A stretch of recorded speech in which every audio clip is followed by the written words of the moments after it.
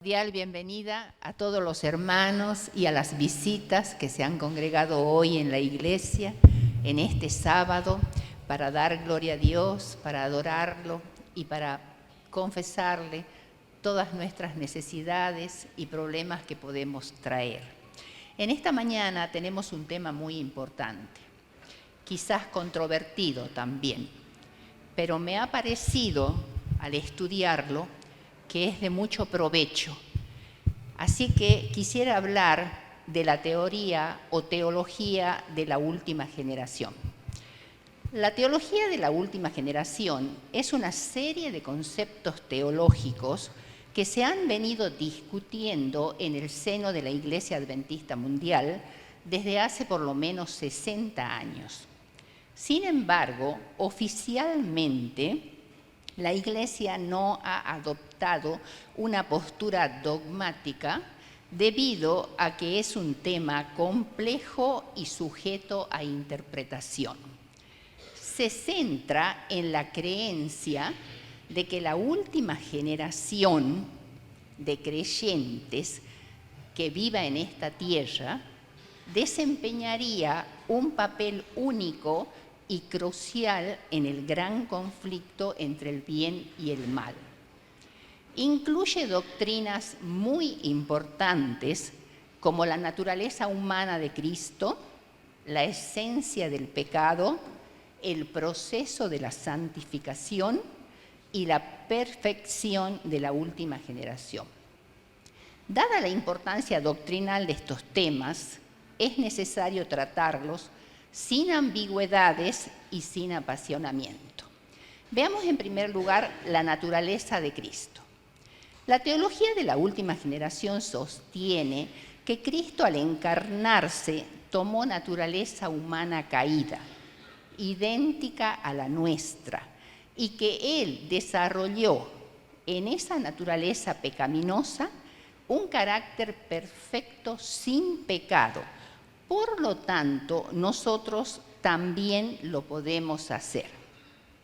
Creen que esa naturaleza caída de Cristo incluiría las mismas pasiones que las nuestras, las mismas inclinaciones, la propensión al mal. Sin embargo, Elena de White, en El deseo de todas las gentes, en la página 28, esta es la cita número 1, tenemos ahí esta declaración. Jesús aceptó la humanidad cuando la especie humana se hallaba debilitada por 4.000 años de pecado y como cualquier hijo de Adán, aceptó los efectos de la gran ley de la herencia. Hebreos 2:14, que es la siguiente cita, dice: así que por cuanto los hijos participaron de carne y sangre, Él participó de lo mismo, para destruir por medio de la muerte al que tenía el imperio de la muerte, esto es, al diablo. Este texto, como ustedes pueden ver, se explaya en la solidaridad de Cristo con nosotros los humanos. La teología de la última generación, como ya lo dijimos, sostiene que Cristo tomó la naturaleza humana caída en un 100% igual a la nuestra, pero con esa naturaleza vivió una vida sin pecado, por lo cual nosotros podemos y debemos vivir sin pecar como Él. Y cuando la Iglesia remanente acepte este mensaje y alcance el estado de perfección absoluta, sin pecado, el carácter de Cristo será perfectamente reproducido en su pueblo y Él vendrá por los suyos. Hasta aquí esto es lo que cree esta teología. Para esta teoría, la doctrina del pecado original es un punto crucial. Ahora, ¿qué es la doctrina del pecado original? Esta doctrina fue sostenida y propagada por Agustín, o San Agustín, como se lo conoce también, obispo de Hipona en el norte de África en la época del cristianismo primitivo. y sostiene que el pecado que cometieron Adán y Eva al comer del fruto del árbol de la ciencia del bien y del mal es transmitido biológicamente mediante la procreación sexual, por lo cual todos nosotros, desde que nacemos, seríamos culpables de este pecado. Sin embargo, esta es la postura del catolicismo romano. Sin embargo, Ezequiel 18:20 dice enfáticamente: el alma que pecare, esa morirá. El Hijo no llevará el pecado del Padre, ni el Padre llevará el pecado del Hijo. Lo que en realidad se hereda es un estado no armónico con la voluntad de Dios, una naturaleza debilitada y con una marcada propensión o tendencia al mal. Esta es lo que la señora White llama la gran ley de la herencia, que hace que los seres humanos prácticamente no puedan dejar de pecar. De hecho, los padres humanos no pueden transmitir a sus hijos más que lo que tienen, las tendencias al mal, que no tan solo son heredadas, muchas también son adquiridas. Ahora, la postura llamada prelapsaria, es decir, que Cristo tomó la naturaleza de Adán antes que éste cayera en pecado, porque en inglés lapsus se refiere a la caída de Adán. Entonces, prelapsaria significaría que Cristo tomó la naturaleza de Adán antes que éste cayera en pecado. Esa es una postura. Y la otra es la postlapsaria, es decir, que Cristo adoptó la naturaleza humana después que Adán pecó y tuviera ya, por tanto, naturaleza pecaminosa. Elena de White tiene declaraciones muy esclarecedoras al respecto. Tenemos ahí, en la cita número 4, en Cristo hay vida original, no prestada, no derivada. Eso está en El deseo de todas las gentes, página 530. Y en el capítulo 5 del mismo libro, en la página 75, ella declaró claramente que a Jesús le era posible pecar. En Joyas de los Testimonios, tomo 1, página 28, dice, refiriéndose a Cristo, este texto es muy lindo, se hermanó con nuestras flaquezas, pero no alimenta pasiones semejantes a las nuestras. Se hizo nuestro hermano, se identificó con nosotros, pero no alimenta pasiones semejantes a las nuestras. Y Hebreos 7:26 es un texto tan hermoso que dice así: porque tal sumo sacerdote nos convenía, santo, inocente, sin mancha, apartado de los pecadores y hecho más sublime que los cielos. Cristo llegó a ser humano no por el proceso natural de la fecundación, sino a través de un milagro. Dios fue su Padre y el Espíritu Santo produjo la concepción virginal de Jesús. Aunque nacido en carne, era Dios y estaba exento de las pasiones heredadas y de la contaminación que corrompía a los descendientes naturales de Adán. Fue sin pecado, no solo en su conducta exterior, sino en su misma naturaleza.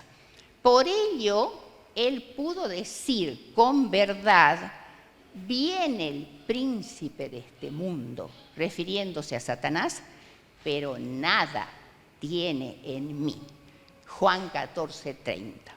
Si hubiera sido, escuchen bien esto, si Jesús hubiera sido contaminado siquiera por una mancha de pecado, habría sido descalificado para ser nuestro sacrificio expiatorio y nuestro sumo sacerdote en el juicio celestial.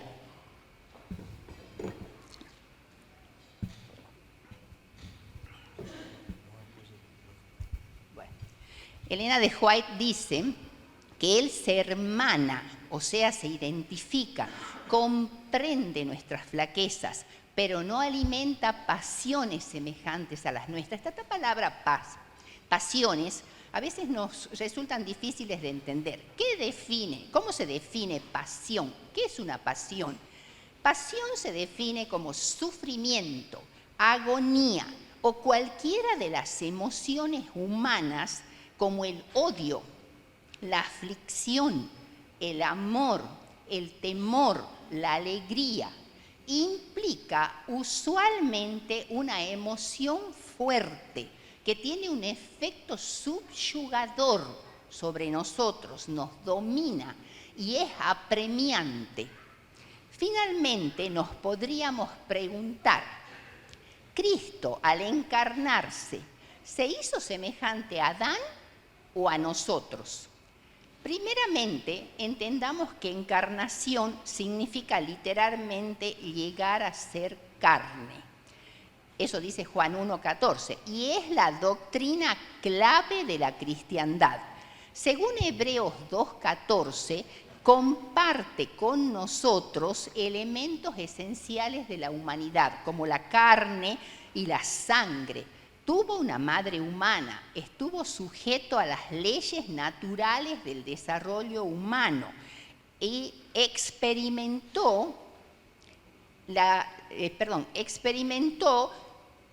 comparte con nosotros elementos esenciales. Estuvo sujeto a las leyes del desarrollo, experimentó las deficiencias físicas de los seres humanos.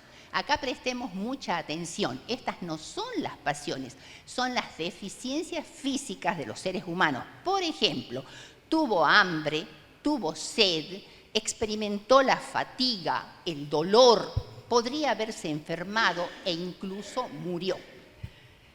Poseía el organismo humano completo. Sus necesidades eran las de un ser humano, pero no participó de las debilidades y flaquezas de los hombres. Compartió con nosotros una afinidad muy cercana, pero al mismo tiempo fue diferente de nosotros con una diferencia crucial. Era santo, sin mancha, apartado de los pecadores, como dice Hebreos 7:26. Pablo afirma que Jesús fue semejante a los hombres en semejanza de hombre de pecado. Ahí estamos un poco ya, ¿cómo entendemos esto? Esto está en Romanos 8:3. Pero no es absolutamente igual a él. Romanos 8:3 dice textualmente: lo que era imposible para la ley, por cuanto era débil por la carne, Dios, enviando a su Hijo en semejanza de carne de pecado, y a causa del pecado, condenó al pecado en la carne. Por esto, Pablo utiliza, para decir semejante o semejanza, una palabra griega especial que es homoioma. Ya que Cristo es a la vez semejante a nosotros, es decir, en forma ontológica o esencial, sujeto a las mismas amenazas y peligros que nos acechan, pero con una diferencia crucial, que es que el que no tomó la pecaminosidad del hombre. Él estuvo sujeto a las flaquezas o debilidades inocentes, que ya dijimos que son el dolor, la debilidad, la enfermedad, la aflicción y la muerte, que son las consecuencias del pecado, pero no son pecaminosas. Pero no tenía en absoluto tendencias pecaminosas, que es la propensión al mal, que es una atracción irresistible a lo malo. ¿Cuántas madres y padres sufren que sus hijos se hagan drogadictos y luchan contra esta tremenda situación y encuentran que es casi imposible sacar a una persona de esta adicción, porque esas son las propensiones al mal, una atracción irresistible a lo malo, a hacer lo malo sin pensar siquiera en las consecuencias. Podemos, por lo tanto, decir que Cristo no era como Adán antes de pecar, porque Adán no tenía tendencias al mal ni sufría flaquezas inocentes. Pero tampoco es como nosotros después de la caída, que nacemos con las dos cosas, con las tendencias al mal y con las flaquezas, ¿no es cierto?, que nos transmiten los genes de nuestros padres. Cristo tomó solamente las flaquezas inocentes, pero no las tendencias pecaminosas. Por ello, Él es llamado el monogenés. ¿Qué significa el monogenés? Quiere decir el único en su especie. No hay ningún otro como Él. Él es el escogido entre 10.000, el que no se contamina con la pecaminosidad humana, a pesar de tocar a los leprosos o a los muertos. Él no es un salvador lisiado, es decir, que Él tenga pecaminosidad humana, herencia de pecado que nosotros recibimos de Adán. Si Él hubiera heredado la pecaminosidad humana, Él hubiera tenido necesidad de un Salvador. Tendría que haber hecho lo mismo que hacían los sumos sacerdotes judíos, que antes de presentar los sacrificios por el pueblo, por los pecados del pueblo, tenía que presentar sacrificio por sus propios pecados, si no era imposible que ejerciera su función. Veamos ahora las tentaciones de Cristo. En primer lugar, tenemos una pregunta. ¿Era posible para Jesús pecar? Aunque la Biblia no da una respuesta explícita a esta pregunta, sí presenta el hecho de que Jesús fue repetida y severamente tentado. Las tentaciones a las que fue sometido fueron una terrible realidad. Como ser libre fue puesto a prueba, con la libertad o posibilidad de rendirse a ellas, poniéndose así en pugna con Dios.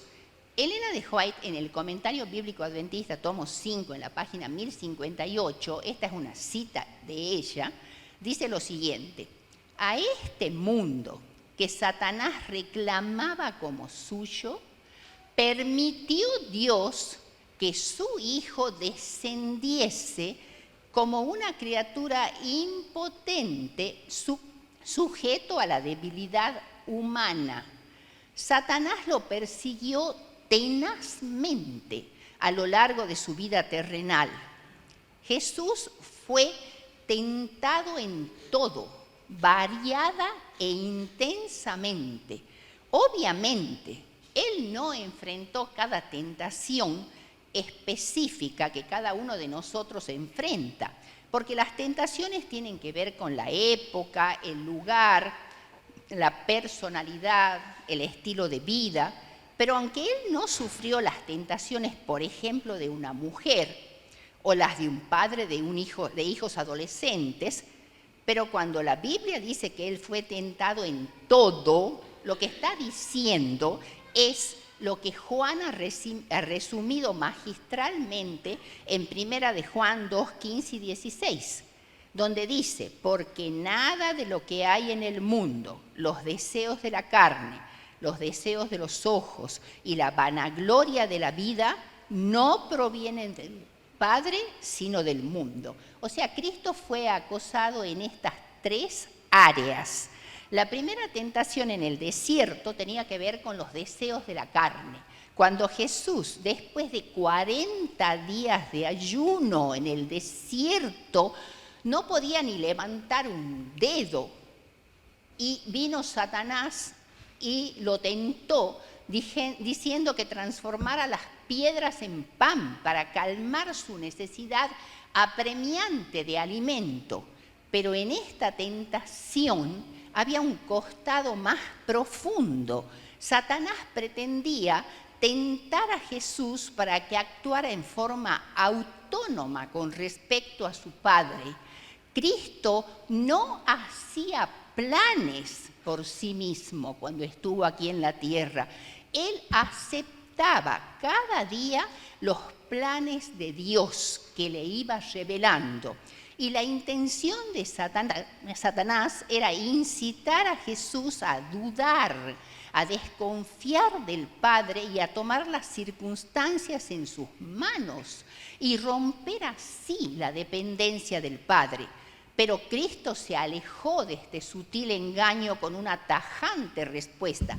Escrito está, no solo de pan vivirá el hombre. La segunda tentación se centró en la vanagloria de la vida. Tírate de arriba del pináculo del templo que a sus ángeles mandará para que te detengan y no caigas en tierra, ¿no es cierto? Eso no sería fe en la palabra de Dios, eso sería presunción desafiante, debilitado hasta lo sumo, porque Satanás lo llevó hasta el pináculo del templo en sus brazos. Y Jesús no pudo ni siquiera mover un miembro en las condiciones en que estaba. Sin embargo, se negó a hacer lo que el Padre no le había pedido que hiciese. Y la tercera tentación tiene que ver con el deseo de los ojos. Le mostró las glorias del mundo, lo tentó a gobernar el mundo sin pasar por la angustia de la cruz. ¿Por qué vas a sufrir tanto si yo te lo puedo dar todo gratis?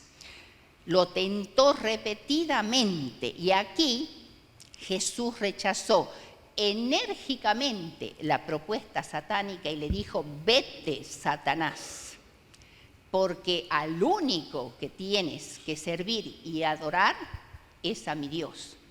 A Él solo servirás. Pero estas tres tentaciones no fueron las únicas, fueron el inicio de un asedio y de un acoso constante por las fuerzas del mal.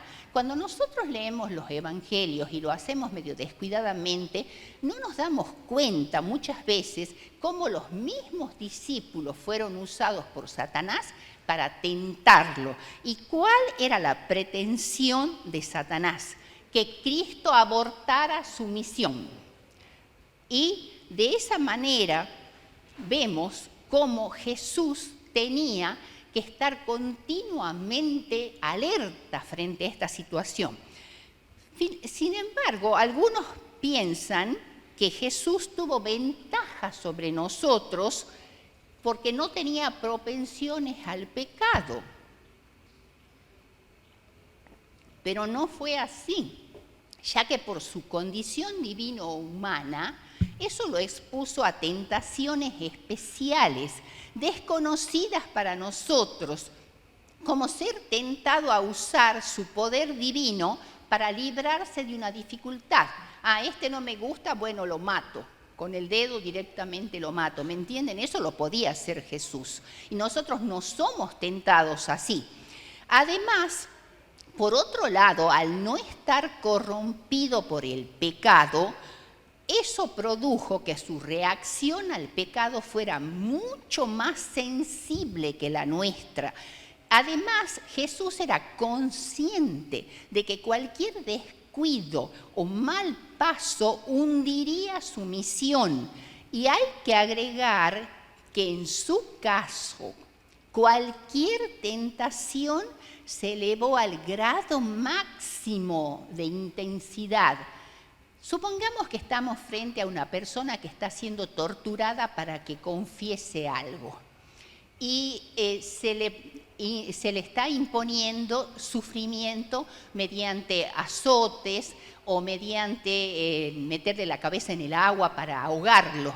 Si la persona cede fácilmente, la tortura no es tan importante, pero como Jesús no cedía ante las tentaciones débiles, Satanás iba aumentando cada vez más la intensidad de las intenciones, porque Jesús siempre soportaba hasta lo sumo, sin ceder. Entonces, su naturaleza santa y pura le hacía que su contacto con el pecado fuera algo inefablemente doloroso. Bien, ahora, ¿qué es el pecado, hermanos? Este es el tema de fondo de esta controversia. La respuesta típica de todo adventista, hermanos, ¿qué es el pecado? Díganmelo ustedes. Muy bien. El pecado es la transgresión de la ley. Primera de Juan 3:4. Respuesta correcta, pero que no incluye todos los aspectos del pecado, ya que limita el pecado al terreno de la conducta, al ámbito forense. Hay en las Escrituras otras definiciones que amplían este concepto. Por ejemplo, Romanos 14:23, que dice: todo lo que no proviene de fe es pecado, con lo cual pasamos al ámbito relacional, o sea, de la confianza, de la fe. Pero tenemos un texto maravilloso que es el Salmo 32, 1 y 2, que este es un pasaje muy instructivo y es una oración penitencial de David, que nos ayuda a comprender las complejas ramificaciones del problema universal que llamamos pecado. ¿Qué dice el Salmo 32, 1 y 2? Bienaventurado aquel cuya transgresión ha sido perdonada y cubierto su pecado. Bienaventurado el hombre a quien Jehová no culpa de iniquidad y en cuyo espíritu no hay engaño. Hay aquí 4 términos que nos dan 4 dimensiones diferentes del pecado.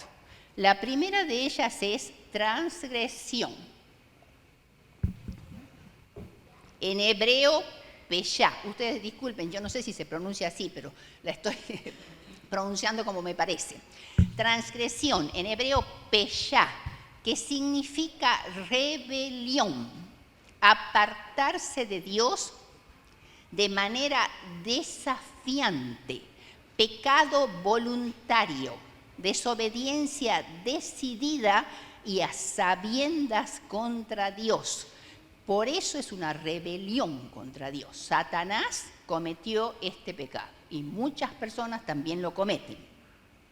La segunda dimensión del pecado, en hebreo, shatá, pecado, equivale a amartía en el griego del Nuevo Testamento y se refiere al pecado de errar al blanco. Imaginemos que tenemos que disparar una flecha hacia un blanco y allí está pintado el blanco de negro, ¿no? Cuando disparamos, la flecha no llega al blanco, se queda corta o va más allá. Eso es shatá. Significa fallar en nuestro deber, fracaso o error involuntario. Después tenemos la palabra iniquidad. Esta es muy interesante. Iniquidad en hebreo, awón. Significa distorsión moral, un estado interno deformado, perverso, torcido. Si nosotros nos viéramos al espejo y tuviéramos la capacidad de ver esa deformidad moral que hay dentro de nosotros, nos alejaríamos horrorizados, ¿no es cierto? Seríamos como monstruos. Y finalmente, engaño, remillá en hebreo, que significa falsedad, duplicidad y mentira. Los 4 términos usados por David son como ventanas conceptuales que exploran las principales dimensiones del pecado y nos ayudan a entender cuán complejo es. Si hablamos del pecado como peshá, transgresión voluntaria, rebelión flagrante, esto implica una actitud de desafío. Esto debe ser subyugado y dominado en el cristiano. La rebelión, dice la Biblia, no se levantará 2 veces en el transgresor que se humilla delante de Dios. Ahora hablemos de shatá, quedarse corto, errar al blanco. Esta Este pecado significa no dar la medida, no alcanzar el ideal divino, como también cuando disparamos la flecha y va más allá del blanco, eso nos está hablando del legalismo, que estamos cayendo en el legalismo. También incluye los pecados de omisión, que son los deberes que somos negligentes en cumplir, el mal que pudimos corregir, pero olvidamos hacerlo, la tendencia descendente en la vida de una persona que nosotros pudimos detener con un acto de amor, pero no lo hicimos. Y finalmente, Awón, la dimensión más profunda del pecado, la distorsión moral de nuestra alma, que está más allá de nuestra conducta visible, que precede y permea todos nuestros actos. Isaías tenía esto en mente cuando dijo: toda cabeza está enferma y todo corazón doliente. Desde la planta del pie hasta la cabeza no hay en él cosa sana, sino herida, hinchazón y podrida llaga. Isaías 1, 5 y 6. Es una enfermedad asentada profundamente en la mente humana, como la lepra, dice la señora Huay, arraigada, mortífera, imposible de curar. Deseo de todas las gentes 2:31. Entonces, ¿qué hace Dios con esta situación de la distorsión moral? Aquí es donde actúa la santificación. Dios obra para contrarrestar y corregir estas tendencias malignas, y es la obra de toda una vida. Como Dios nos creó como agentes morales libres, Él debe respetar esa libertad en sus intentos de desarrollar un carácter santo dentro de nosotros. Y dice que todo este proceso es como el trabajo de un escultor. Se trata de esculpir, pulir, enderezar, aflojar, apretar, y parece que nunca termina.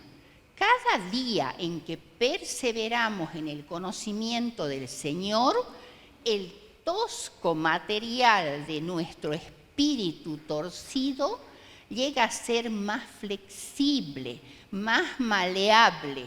Entonces el suave Espíritu Santo nos moldea y conforma a la imagen divina. Pero ¿qué sucede si morimos antes que el proceso de santificación termine? Lo importante es que el espíritu de rebelión, la transgresión desafiante, Peshá, así haya sido perdonada y haya un abandono total y permanente del espíritu que nos llevó a golpear con nuestros puños el rostro de Dios. Ha ocurrido la reconciliación con Dios y nuestra lealtad a Él permanece constante. Sin embargo, ya está el hecho de la imperfección, el errar al blanco, el no alcanzar, el no dar la medida, nunca dejará de molestarnos en este mundo y nos causará mucho dolor. Lo mismo sucederá con la falta de equilibrio moral, Awón, nuestra maldad congénita, porque Dios la utiliza para construir un carácter a su semejanza.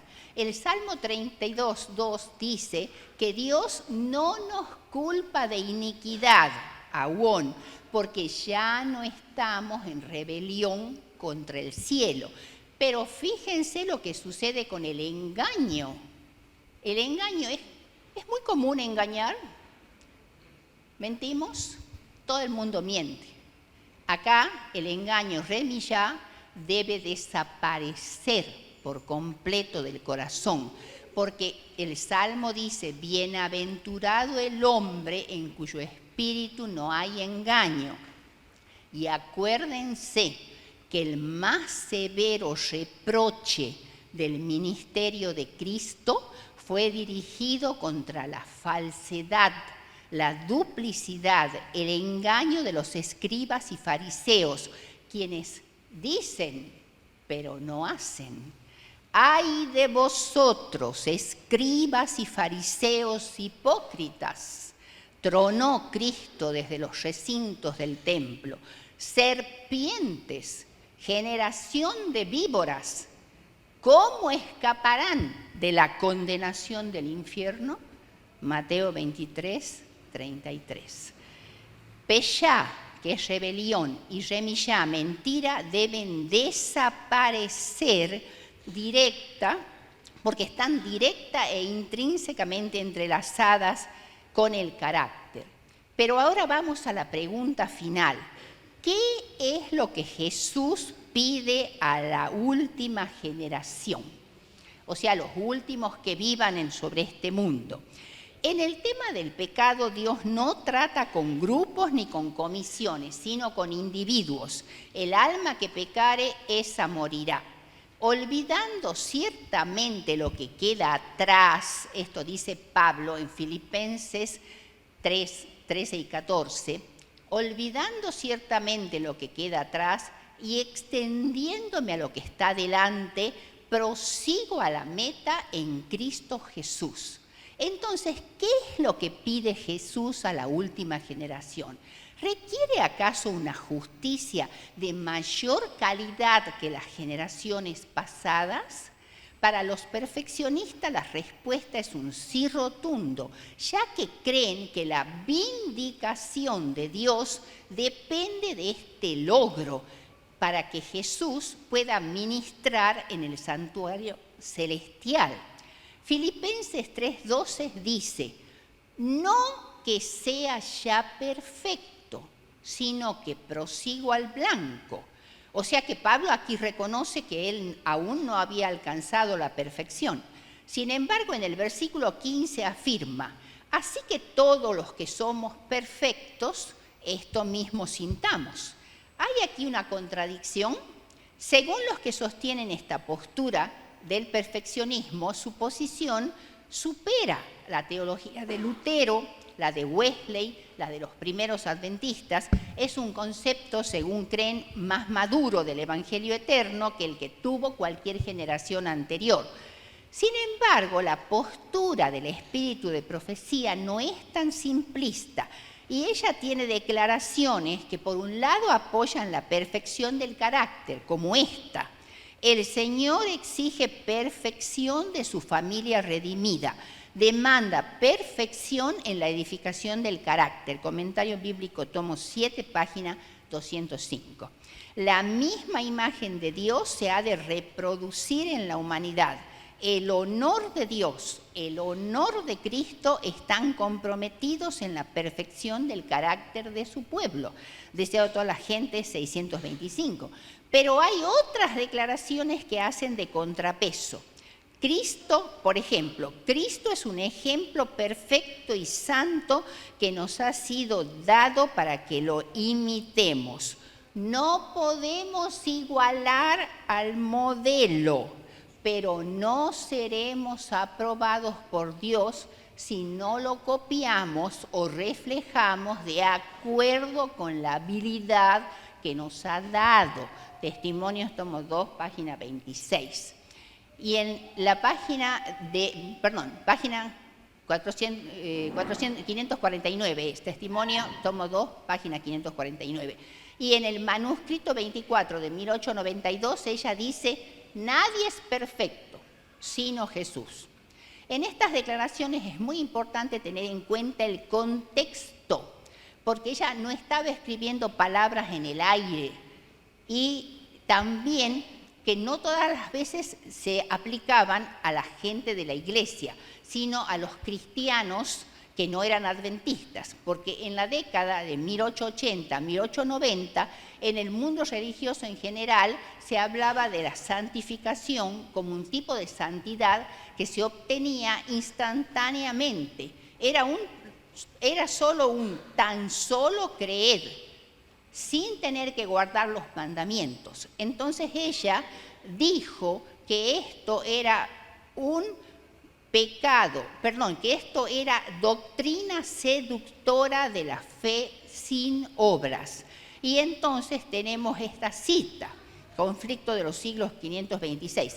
Un pecado cometido deliberadamente acalla la voz atestiguadora del Espíritu y separa el alma de Dios. Ella también recalca que el carácter se manifiesta no por las obras buenas o malas que de vez en cuando se ejecutan, sino por las tendencias de las palabras y los actos de la vida. Esto está en Camino a Cristo, página 57. Y esta cita, que ya estamos terminando, hermanos, hay una cita muy importante que dice así: Cristo espera con un deseo anhelante la manifestación de sí mismo en la iglesia. Cuando el carácter de Cristo sea perfectamente reproducido en su pueblo, entonces vendrá Él para reclamarnos como suyos. Palabras de vida del Gran Maestro, página 43. Pero ojo, porque podemos interpretar en forma superficial esta cita, porque crea la impresión de una iglesia que sostiene la perfección impecable del pueblo de Dios en los últimos días, antes de la venida de Jesús.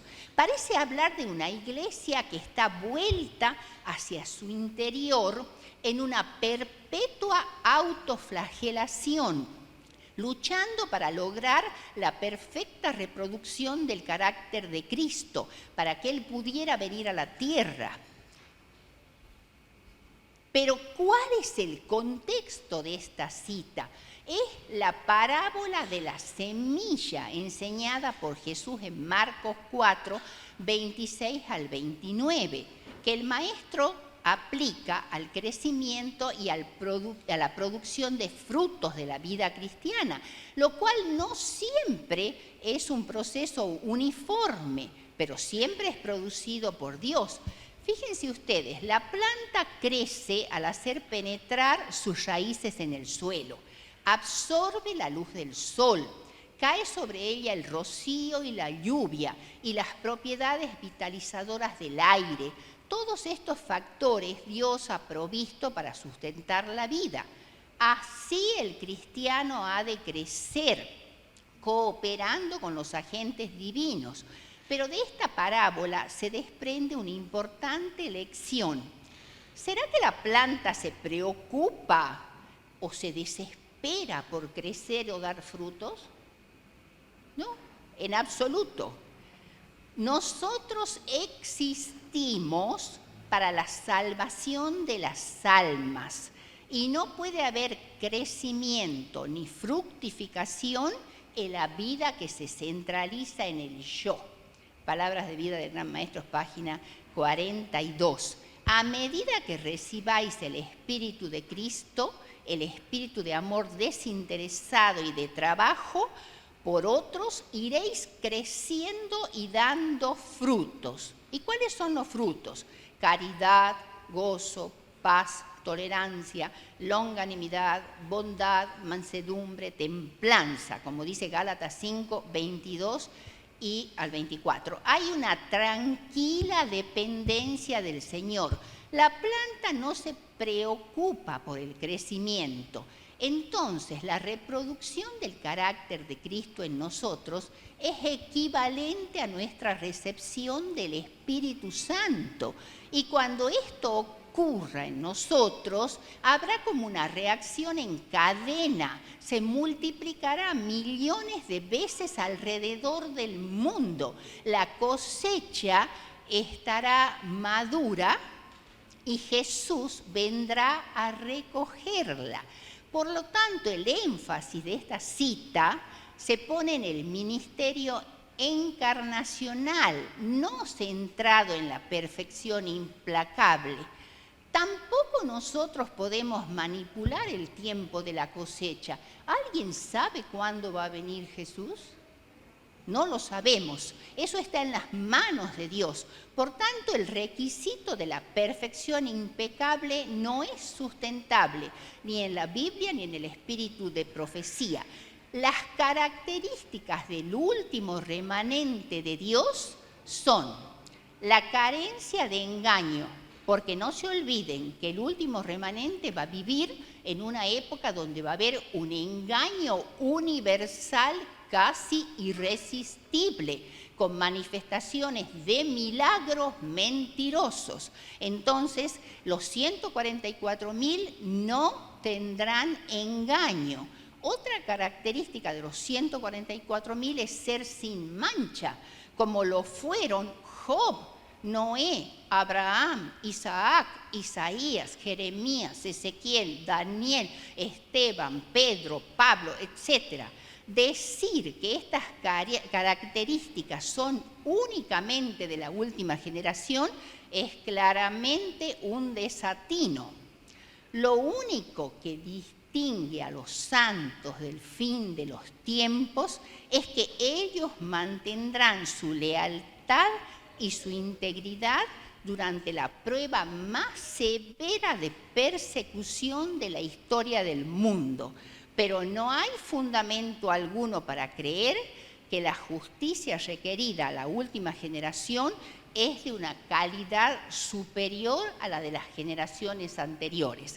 Efesios 4, 11 al 13 dice así: y él mismo constituyó a unos apóstoles, a otros profetas, a otros evangelistas, pastores y maestros, a fin de perfeccionar a los santos para la obra del ministerio, para la edificación del cuerpo de Cristo, hasta que todos lleguemos a la unidad de la fe y del conocimiento del Hijo de Dios, a un varón perfecto, a la medida de la estatura de la plenitud de Cristo. Este texto nos muestra que la forma de entender la perfección bíblica es la madurez en Cristo, la bondad de los santos. Lejos de ser un espectáculo preparado, ha sido y será espontánea e inconsciente, un reflejo genuino del amor de Cristo. Por tanto, ¿qué pide Dios a la última generación? Lo mismo que pidió a su pueblo de las generaciones anteriores. Gracias, hermanos, por la atención.